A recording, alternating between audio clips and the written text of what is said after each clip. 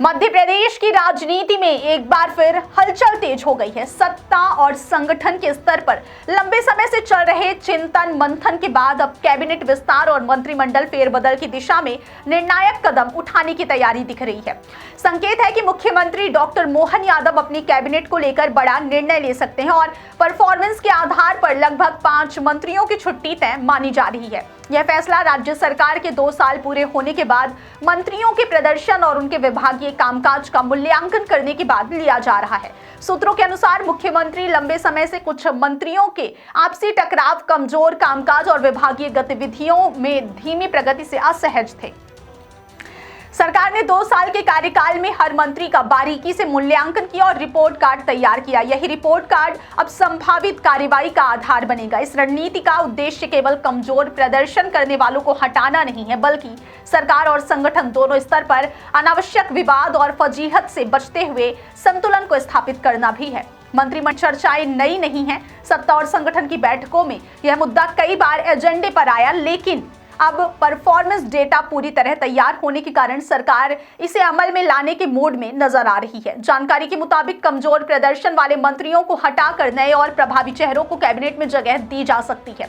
इसके साथ ही कुछ वरिष्ठ विधायकों को भी मंत्रिमंडल में एंट्री मिलने की संभावना है। इसे 2026 में प्रस्तावित कैबिनेट विस्तार से पहले बड़ा संकेत माना जा रहा है। हालिया समीक्षा बैठकों में मंत्रियों की रिपोर्ट कार्ड का खुला लेखा जोखा किया गया। बैठक में कुछ मंत्रियों को अच्छे अंक मिले, जबकि कुछ अपेक्षाओं पर खरे नहीं उतर सके। कमजोर प्रदर्शन वाले मंत्रियों पर दोबारा समीक्षा और कड़े निर्णय लेने के संकेत दिए गए। डिप्टी सीएम जगदीश देवड़ा का समग्र कामकाज संतोषजनक पाया गया, जबकि डिप्टी सीएम राजेंद्र शुक्ला को विभागीय प्रदर्शन के लिए सकारात्मक रिपोर्ट मिली। नगरीय प्रशासन मंत्री कैलाश विजयवर्गीय के शहरी विकास कार्यों की सराहना हुई। वहीं पंचायत मंत्री प्रहलाद पटेल को पंचायत स्तर पर काम की उच्च सराहना मिली। पर्यटन और संस्कृति विभाग में धर्मेंद्र सिंह लोधी के प्रयासों को सकारात्मक बताया गया। वहीं तुलसीराम सिलावट के विभागीय नवाचारों को सराहा गया। कौशल विकास मंत्री गौतम टेटवाल को नवाचार और परियोजना पार्क के कार्यों के लिए सकारात्मक फीडबैक मिला। राज्य मंत्री दिलीप अहिरवार को टारगेट और योजनाओं के लिए नए दिशा निर्देश दिए गए, जबकि नारायण सिंह पवार को मछुआ कल्याण योजना की बेहतर मॉनिटरिंग के निर्देश मिले। इसके विपरीत अनुसूचित जाति कल्याण विभाग में नागर सिंह चौहान के नवाचारों की कमी को गंभीरता से लिया गया। जनजातीय विभाग के कामकाज में सुधार के निर्देश विजय शाह को दिए गए। वहीं कर्नल सोफिया कुरैशी और लाडली बहनों से जुड़े विवादित बयानों के कारण सरकार नाराज नजर आई। प्रतिमा बागरी पर भाई और बहनोई के नाम से गांजा तस्करी की घटनाओं में कथित संलिप्तता के कारण नाराजगी व्यक्त की गई। इन सभी मूल्यांकनों से स्पष्ट होता है कि मोहन सरकार का संदेश बिल्कुल साफ है। अब पद नहीं, प्रदर्शन ही राजनीति का भविष्य तय करेगा।